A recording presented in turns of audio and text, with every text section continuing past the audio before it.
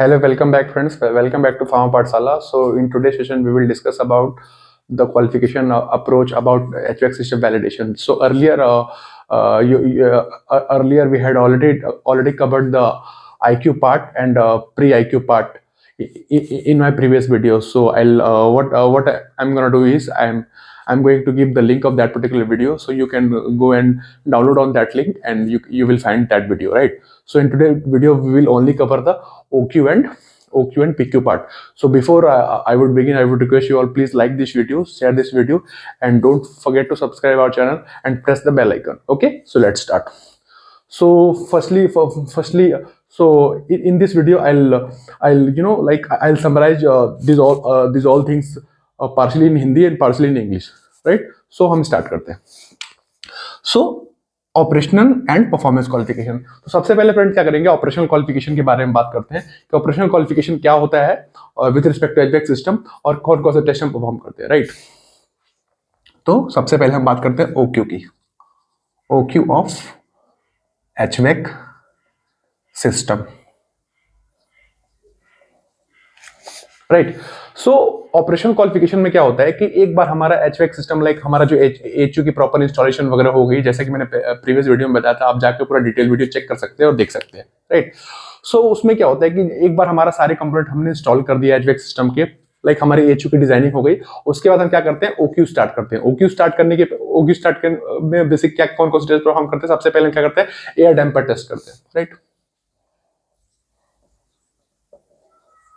Air damper test.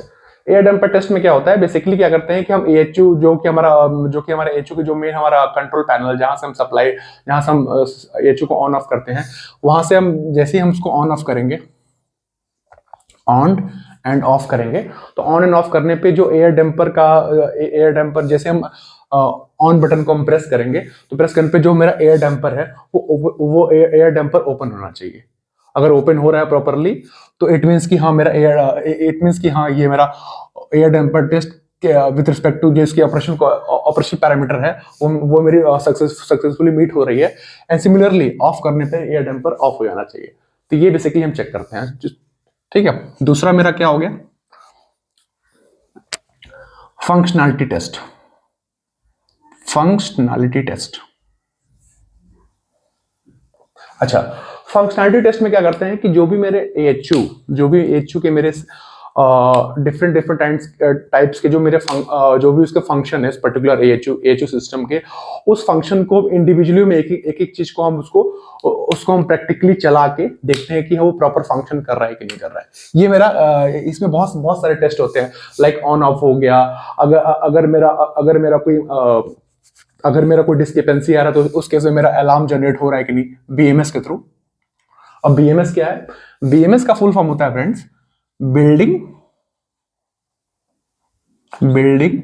Management system.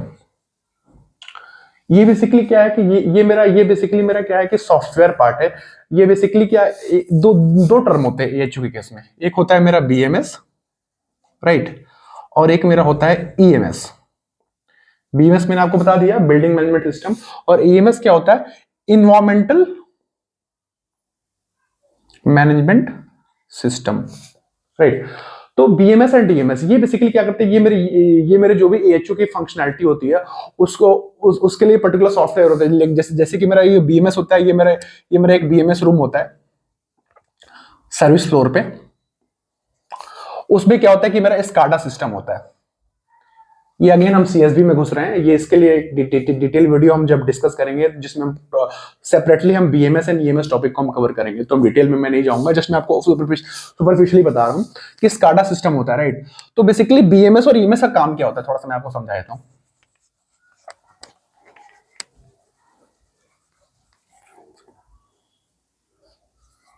BMS and EMS मैं आपको एक एग्जांपल के थ्रू समझाता हूं. सपोज करिए कि कोई मेरा जीएमपी एरिया, लेट्स से कि मेरा कंप्रेशन रूम है, राइट?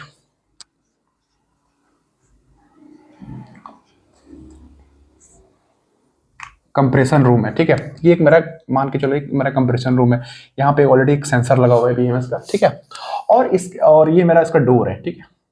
ये मेरा एयर लॉक है, और यहाँ पे और सपोज को एयर लॉक के बाद यहाँ पे एक मैंने एक ईएमएस सिस्टम लगा कर रखा है। बेसिकली एक छोटा सा एक एलसीडी टाइप का स्क्रीन लगा होता है, ठीक है, ईएमएस का। तो बेसिकली क्या होता है, और इस पर्टिकुलर कंप्रेशन रूम में क्या होती है कि अगर मेरी सपोज करो मेरी टेम्परेचर की रिक्वायरमेंट है नॉट मोर देन 25, ये कंडीशन हम डिसाइड करिए इस पर्टिकुलर रूम के लिए। तो अभी इसके केस में मैं आपको समझाऊंगा कि बीएमएस और ईएमएस काम कैसे करता है। और ये मेरा ईएमएस सिस्टम है, और सपोज करो जो इसका स्काडा है जो कि बीएमएस का स्काडा है, ये एक स्काडा रूम है, ठीक है, जो कि सर्विस फ्लोर पे होता है। अब स्काडा का फुल फॉर्म क्या होता है, स्काडा का फुल फॉर्म बताता हूं, SCADA, SCADA. S stand for supervisory, ठीक है, C फॉर कंट्रोल, ठीक है, A stand for and, D for data, A for acquisition. So what is SCADA means supervisory control and data acquisition, this is the full form of SCADA, right. सो हम बात कर रहे थे, coming back to this topic, EMS में suppose करो कि हमने not more than 25 degree की टेम्परेचर हमने मतलब फ्रीज करी हुई है उस पर्टिकुलर रूम के लिए, मतलब ऑलरेडी डिसाइड की हुई है, ठीक है, मैपिंग करने के बाद। जैसे ही मेरा 25 डिग्री से कुछ प्लस माइनस का वेरिएशन होगा, मान लेते हैं 1 डिग्री, जैसे इस वेरिएशन को क्रॉस करेगा, लेट्स से कि 26 या हो गया 26 या 26 डिग्री हो गया, 26 पॉइंट कुछ हो गया, तो बेसिकली क्या होगा, इस ईएमएस की स्क्रीन पे एक अलार्म आएगा। क्या आएगा, टेम्परेचर एक्सीड्स, टेम्परेचर एक्सीड्स बोल के एक यहाँ पे ऑडियो या फिर विजुअल, दो तरह के अलार्म होते हैं, पता ही होगा आपको। एक होता है ऑडियो जिसमें हुटर बजता है, और एक होता है विजुअल जो कि स्क्रीन पे दिखता है। तो जैसे यहाँ पे थोड़ा सा बड़ा लिख देता हूं आपको समझ में, जैसे ही यहाँ पे अलार्म आएगा ना इस स्क्रीन पे, तो सेम अलार्म क्या होगा, आपने जो भी फॉरवर्ड फील्ड्स होंगे तो आप लोग प्रैक्टिकली इस चीज को एक्सपोजर किया होगा। जैसे ही यहाँ पे अलार्म जनरेट होता है ना, तो आपने देखा होगा कि ऑलरेडी बीएमएस का बंदा ऑटोमेटिकली बिना हमें इंटीमेट किए, बीएमएस सिस्टम और ईएमएस में यही फायदा होता है कि हमें मैनुअली कुछ नहीं करना होता है, हमें फोन करके नहीं बोलना है इंजीनियरिंग वाले को भैया टेम्परेचर बढ़ गया, प्रोडक्ट खराब हो जाएगा, ये कुछ नहीं। जैसे यहाँ पे अलार्म आया, राइट, तो same alarm the same message it will send to the SCADA also. ये बेसिकली क्या होता है कि ये जो मेरा ईएमएस है ना, ये बेसिकली एक इंटरफेस का काम करता है between this BMS system and this particular room, इसके बीच में एक इंटरफेस का काम करता है, ठीक है। तो अगर यहां पे आया कि टेम्परेचर ज्यादा बढ़ा हुआ है, तो सेम अलार्म यहां पे भी आएगा, टेम्परेचर एक्सीड्स बोल के। ऑटोमेटिकली इस रूम में ऑटोमेटिकली यहाँ पे 24 घंटे जब भी प्लांट का जो वर्किंग आवर्स है वहां पे बंदे बैठे रहते हैं, ऑटोमेटिकली वो क्या करेगा, वहीं से क्या करेगा, और ये जो मेरा बीएमएस सिस्टम है ये ऑटोमेटिकली जो मेरा एएचयू है ना, एएचयू का जो मेरा कंट्रोल पैनल है उससे कनेक्टेड रहता है ये। तो अगर सपोज करो कि यहाँ पे टेम्परेचर, प्रेशर ना, आरएच जो भी है, ठीक, जो भी अलग अलग पैरामीटर है, तो यहीं से बीएमएस का बंदा यहीं से वो क्या करेगा, यहीं से कंट्रोल देगा डेफिनेटली। तो ये कंट्रोल यहाँ पे जाके रिसीव होगा, ये कंट्रोल यहाँ पे रिसीव होगा, और जो भी सपोज करो यहाँ पे 26 टेम्परेचर बढ़ा हुआ है, हमें क्या करना है 25 में लाना है, तो यहीं से वो कमांड करेगा। मतलब अगर टेम्परेचर ज्यादा बढ़ा हुआ तो क्या करेगा कि जो मतलब चिल वाटर है, चिल वाटर की सप्लाई देगा, ठीक है, जिससे कि कूलिंग आएगा, तो अल्टीमेटली टेम्परेचर हमारा जो भी रिक्वायर्ड है 24 हो जाएगा या फिर 25 हो जाएगा। समझ गए, ये होता है फंक्शन। तो बेसिकली क्या होता है कि एक मिनट मैं आपको ऐसे लिख कर बताता हूं, BMS, EMS and AHU control panel, right. तो ये मैसेज, यहाँ पे मैसेज आया, ये मैसेज इसको भेजा, ठीक है, और ये डेफिनेटली ये अगर इसको मैसेज मिला कि भैया यहाँ पे गड़बड़ी है, ठीक है, इस पर्टिकुलर एरिया में, तो ये क्या करता है, यहाँ पे अपना यहाँ से मतलब अपने कमांड देता है, और ये कमांड यहाँ पे आता है, और अल्टीमेटली जो भी हमारे डिजायर्ड रिक्वायरमेंट है वो हमें अचीव हो जाती है। ये हमारा बेसिकली हम ये चेक हम करते हैं बेसिकली एएचयू के ओक्यू में, राइट, जिसको हम बोलते हैं, दूसरा वाला क्या था मेरा, फंक्शनैलिटी टेस्ट, राइट। ये मेरा हो गया फंक्शनैलिटी टेस्ट। अब इस फंक्शनैलिटी बहुत सारे टेस्ट हैं, मतलब बीएमएस टेस्ट, बीएमएस के सारे के साथ जितने टेस्ट है, like temperature, RH recovery, pressure differential control, जितने भी टेस्ट हैं ये एएचयू से रिलेटेड, सारे के सारे हम बीएमएस और ईएमएस के थ्रू कंट्रोल कराते हैं, ठीक है। इसलिए आपने सुना भी होगा कि बहुत सारी कंपनियों में मतलब ये एक डिस्कशन है कि सबसे पहले बीएमएस क्वालिफाई होना चाहिए कि एएचयू क्वालिफाई होना चाहिए। तो आइडियली क्या होगा, सबसे पहले मेरे क्या होगा, सबसे पहले मेरे एएचयू क्वालिफाई होगी, राइट। पहले मेरे AHU का ओके होगा, AHU का ओके होगा, उसके बाद मेरा BMS का ओके होगा, राइट। या फिर पैरेलली भी हम कर सकते हैं, पैरेलली भी हम पैरेलली हम दोनों को क्वालिफाई कर सकते हैं। ये मेरा होगा फंक्शनैलिटी। अब हम बात करते हैं तीसरा, safety interlocks, safety interlock test. इसमें क्या होता है कि जितने भी AHU सिस्टम है मेरा, AHU सिस्टम में जितने भी मेरे सेफ्टी फीचर्स है, लाइक फायर डैम्पर हो गया, राइट, और भी मेरे फायर डैम्पर टेस्ट हो गया, और भी मतलब और भी जितने मेरे अलार्म कंट्रोल टेस्ट हो गए, राइट। तो जितने मेरे सेफ्टी इंटरलॉक्स है with respect to that particular AHU system, उन सारे टेस्ट को हम इंडिविजुअली हम उसको मैनुअली परफॉर्म करके देखते हैं कि आइदर इट इज वर्किंग और नॉट, राइट। सो ये हम बेसिकली सेफ्टी इंटरलॉक्स में चेक करते हैं। Then alarm verification, alarm verification test. Alarm verification में क्या होता है कि जो भी AHU के रिस्पेक्ट्स में जो भी हमें मतलब OEM, what is OEM, original equipment manufacturer, जो कि मेरा वेंडर है, उससे हमें जो भी मतलब उस पर्टिकुलर AHU के अगेंस्ट में उसने वो क्लेम करता है कि भैया ये भी अलार्म आएगा, वो भी अलार्म आएगा, बहुत सारे मतलब अलार्म वो अपने डॉक्यूमेंट बना के देता है, लिख के देता है, जो कि हमने प्रोटोकॉल में डिजाइन भी किया है। वो सारे के सारे अलार्म्स को हम मैनुअली यहाँ पे चैलेंज करके देखते हैं कि इधर वो अलार्म जनरेट हो रहे कि नहीं हो रहे। ये मेरा हो गया अलार्म वेरिफिकेशन में, राइट। उसके बाद जो सबसे इंपॉर्टेंट है जो और लास्ट है, वो मेरा है operational run, operational run of AHU system. इसमें क्या करेंगे कि एक डमी रन चला के मतलब सारे के सारे जो मेरी पैनलिंग होगी, सारा का सारा इंस्टॉलेशन कंप्लीट है, सारे फंक्शनैलिटी टेस्ट, सेफ्टी टेस्ट हो गया। तो उसके बाद से हम एक डमी रन चला के देखते हैं उस पर्टिकुलर AHU को कि जो भी इसका इंटेंडेंट पर्पस है वो अचीव हो रहा है कि नहीं। तो उसको उस एक डमी रन को हम चला के देखते हैं, जो कि मेरा कवर होता है इसमें ऑपरेशनल रन में। तो ये मेरा हो गया मेरा friends operational qualification about HVAC system और AHU सिस्टम, राइट। ये मेरा एक ब्रीफ डिस्क्रिप्शन है about operation qualification of HVAC system. Now coming to the PQ part. अच्छा फ्रेंड्स, इससे पहले कि मैं PQ पे जाऊं, मेरी आप सबसे एक रिक्वेस्ट है कि इस OQ के ये क्योंकि ये बहुत वास्ट कॉन्सेप्ट है, सो आई कैन अंडरस्टैंड बहुत सारी चीजें, बहुत सी यहाँ पे क्लैरिटी नहीं होंगी। तो जो भी आपको डाउट रहे प्लीज इस वीडियो के कमेंट पे आप लिखें और बताएं कि आपने ये ऐसे फेस करा है, आपने ऐसे करा है, और आपको ये ऑब्जर्व नहीं हुआ, वो ऑब्जर्व नहीं हुआ, या फिर आपकी कुछ क्वेश्चन है, क्वेरीज है, तो प्लीज फ्रेंकली आप यहाँ पे लिखें। We will try to sort it out, right. Okay, so let's start about PQ of HVAC systems.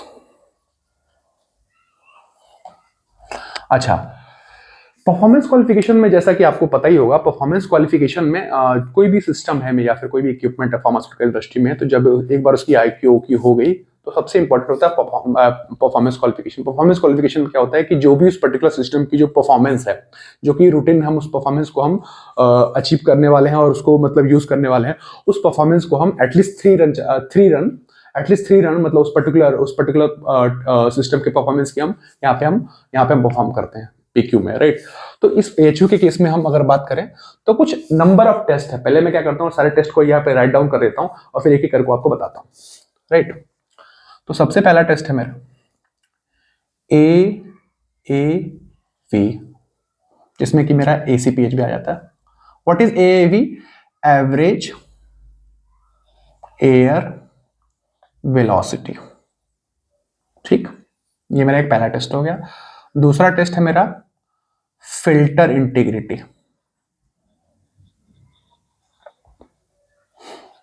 तीसरा टेस्ट मेरा हो गया NBPC, non viable particle count, ठीक है। चौथा मेरा हो गया टेम्परेचर एंड RH रिकवरी, ठीक। पांचवा मेरा हो गया पार्टिकल रिकवरी, या फिर इसको बोलते हैं एरिया रिकवरी, राइट। उसके बाद मेरा आ गया मेरा स्मोक स्टडी, या फिर अगर हम बोले तो एयर विजुअलाइजेशन टेस्ट भी बोलते हैं इसको, एयर विजुअलाइजेशन टेस्ट, राइट। ठीक है, average velocity, filter integrity, non viable particle count, temperature and RH recovery, particle recovery और एरिया रिकवरी हो गया। फिर आपका स्मोक स्टडी हो गया। तो ये मेरे मतलब नंबर ऑफ टेस्ट है। इसके बाद ऑफ कोर्स एक लास्ट में होता है वायबल मॉनिटरिंग, जो कि मोर ऑफ माइक्रो पार्ट है, बट वो भी टेस्ट है, वायबल मॉनिटरिंग टेस्ट। सो इतने सारे टेस्ट हम परफॉर्म कराते हैं with respect to performance qualification of HVAC system, right. So चलिए सबसे पहले हम बात करते हैं एवरेज एयर वेलोसिटी की।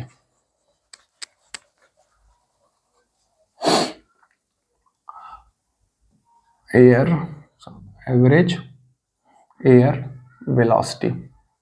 अच्छा, इसमें जो हम डिवाइस यूज करते हैं बेसिकली मैक्सिमम 90% केसेस में थर्ड पार्टी वेंडर से हम कराते हैं पीओ के बेसिस पे, और कुछ कंपनियों में प्लांट की engineering team he in house करती है। ठीक है, तो जो डिवाइस यूज करते हैं उसका नाम है एनीमोमीटर। सॉरी। ठीक है, तो इसमें क्या होता है कि मैं ये देखिए, ये एक फिल्टर का एक आउटर सरफेस होता है। ठीक है, ऐसे ग्रिलिंग होती है जो कि आपने देखा होगा। ठीक है, ये मेरा आपका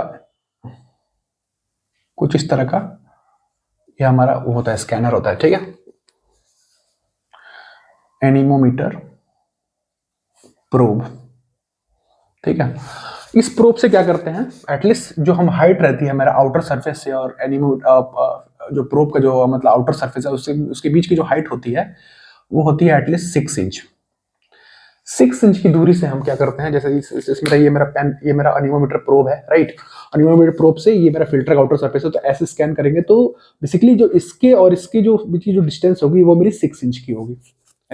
इतने इंच पे हम स्कैन करते हैं। ठीक है, स्कैन कर लिया तो बेसिकली 5 लोकेशन, अब जैसे क्या होता है v equal to v1 plus v2 plus v3 plus v4 plus v5। ठीक है, ये 5 लोकेशन होते हैं। 5 लोकेशन कैसे डिसाइड करते हैं हम, 1 2 3 4 5, ये 5 लोकेशन को इंडिविजुअली में स्कैन करते हैं जिससे कि मुझे एवरेज एयर वेलोसिटी मिल गई। ठीक है, एवरेज एयर वेलोसिटी मिल गई उस पर्टिकुलर फिल्टर की, राइट। अब हम इसके बारे में बताएंगे कि एसी पेज कैसे कैलकुलेट करते हैं। ठीक है, तो जो लिमिट, सबसे पहले मैं लिमिट बताता हूँ, जो इंडिविजुअल मतलब इंडिविजुअल लेवल पे जो जो मतलब लिमिट होती है एवरेज एयर वेलोसिटी की, वो कितनी होनी चाहिए, 90 plus minus 20% FPM. What is FPM, feet पर मिनट, फीट पर मिनट। ठीक है, और अगर हम मीटर पर सेकंड, क्योंकि इसमें प्रोब में बहुत सारे लोगों ने जब स्कैनिंग कराई होगी, मतलब जब हम पीक्यू कराया होगा या फिर आरक्यू भी कराया होगा, तो 2 तरह की रीडिंग आती है प्रोब एनीमोमीटर में। एक तो मेरा फीट पर मिनट में आता है, एक मेरा आता है मीटर पर सेकंड में। अगर हम मीटर पर सेकंड की बात करें तो जो मीटर पर सेकंड की जो लिमिट होती है वो पता है कितनी होती है, 0.30 टू 0.45 मीटर पर सेकंड। ठीक है, या फिर अगर सीधे बोले तो 0.30 प्लस माइनस 20%। ये मेरी लिमिट है। अगर हम गाइडलाइन, अगर आपको कहां देखना है ये लिमिट, तो आप गाइडलाइन की बात करें तो मैं गाइडलाइन लिख देता हूं। 2 गाइडलाइन है। अगर आईएसओ की बात करें तो आईएसओ 146443, आईएसओ 146443, राइट। और ये आईएसओ की गाइडलाइन की बात करें 2015E, राइट। और अगर हम EU NX11 की बात करें इस्राइल के केस में, EU NX11 एक गाइडलाइन होती है इस्राइल के केस में, इसमें भी आपको ये मिल जाएगा, ये लिमिट जो मैं बता रहा हूँ। ठीक है, 90 प्लस माइनस 20% और 0.30 प्लस माइनस 20%, ये लिमिट मिल जाएगी। ठीक है, ये हो गया। अब हम क्या करते हैं, एसी पेज। पता है एसी पेज कैसे कैलकुलेट होता है, what is ACPH, air changes per hour, ACPH, air changes per hour, right. तो एयर चेंजेस पर आवर क्या होता है कि जो भी हमारा आईएसओ के हिसाब से जो भी अलग अलग ग्रेड की अलग अलग क्लीननेस लेवल के हिसाब से जो भी एरिया की कैटेगराइजेशन हुई है, जैसे कि 4 पार्टों में बांटा गया है, आईएसओ 5 6 7 8। ठीक है, तो इन ये कैसे कैटेगराइज किया गया, based upon the cleanness level. ये क्लीन रूम क्लासिफिकेशन का जब एक टॉपिक हम डिस्कस करेंगे उसमें मैं बताऊंगा कि ये कैसे होता है। आज हम जस्ट अभी हम एचवीएक्स सिस्टम पे स्टिक रहते हैं, राइट। तो एसी पिच में क्या होता है, इसका जो पहले मैं फॉर्मूला लिख देता हूँ, ठीक है, फिर फॉर्मूला को कैसे होता है मैं बताता हूँ। एसी पिच की अगर हम बात करें, किसी भी रूम का अगर एसी पिच कैलकुलेट करना है, ठीक है, तो कैसे कैलकुलेट होता है, इसका एक फॉर्मूला होता है, total CFM multiply by 60 divided by room volume. ये मेरा फॉर्मूला हो गया एसीपीएच का, राइट। सो अगर टोटल सीएफएम को भी और अगर हम तोड़े, इसका मतलब ये होता है total air supplied in a room, that is called CFM. अब सीएफएम कैसे कैलकुलेट होता है वो बता देता हूं। सीएफएम कैसे कैलकुलेट करते हैं,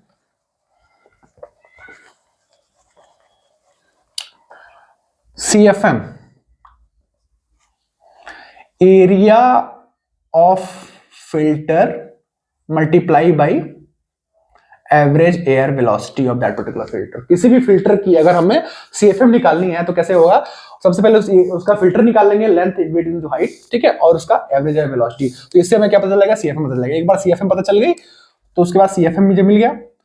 60 यहाँ पे क्या है, टाइम इन मिनट्स, राइट, क्योंकि हम एसी पर आवर निकालने तो 60 मिनट्स पकड़ लिया। और टोटल एयर और रूम का वॉल्यूम निकल जाएगा। तो हमें अगर ये पता चल गया, हमें ये पता चल गया और ये, तो हमारा एसीपीए पता चल गया उस पर्टिकुलर रूम में कितना एसीपीए, कितना एयर उस पर्टिकुलर फिल्टर जो उस रूम में इंस्टॉल्ड है उसमें उसका कितना एसीपीएच है, ये हमें पता चल गया, राइट। ये हो गया हमारा एसीपीएच। तो पहला टेस्ट मेरा हो गया एवरेज एयर वेलोसिटी, राइट।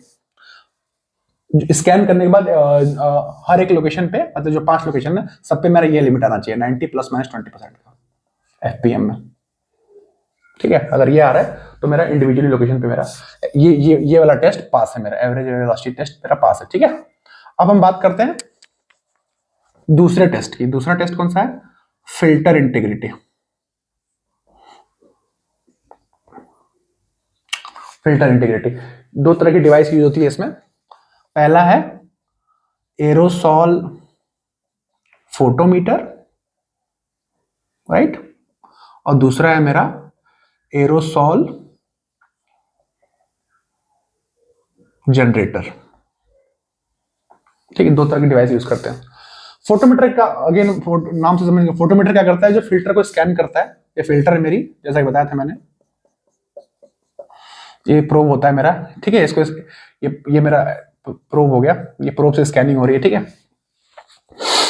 ये प्रोब से स्कैन हो रहा है और स्कैन करने के बाद जो भी मेरा रीडिंग आ रही है, यहाँ पे ये जनरेटर है, यहाँ पे रीडिंग आती है, ठीक है।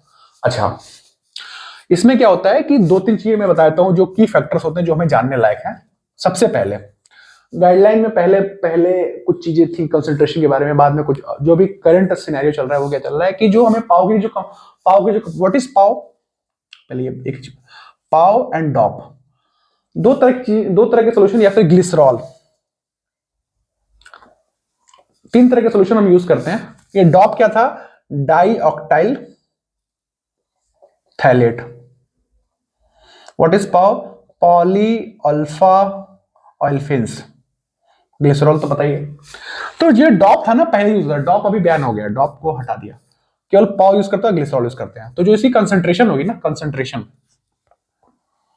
कंसंट्रेशन, तो क्या अभी क्या बोला है कि 0 से 100 के बीच में कंसंट्रेशन होनी चाहिए, गाइडलाइन बोलती है। पहले क्या था, 20 to 80% था, ठीक है, पहले तो 20% अर्लियर, ठीक है। उसके बाद क्या हुआ कि 100% यूज होगा। अब क्या बोल रहा है गाइडलाइन कि नहीं, 0 से 100 के बीच में कंसंट्रेशन होनी चाहिए, ठीक है। 0 से ये हमें कंसंट्रेशन बनानी है, ठीक है। और बेसिकली क्या होता क्या है मैं बताता हूं, जस्ट एक समझाता हूं कैसे होता है। सपोज करो कि ये मेरा एक रूम है ना, ठीक है। ये रूम में ऊपर मान लो ये फिल्टर ये लगा हुआ है, ठीक है।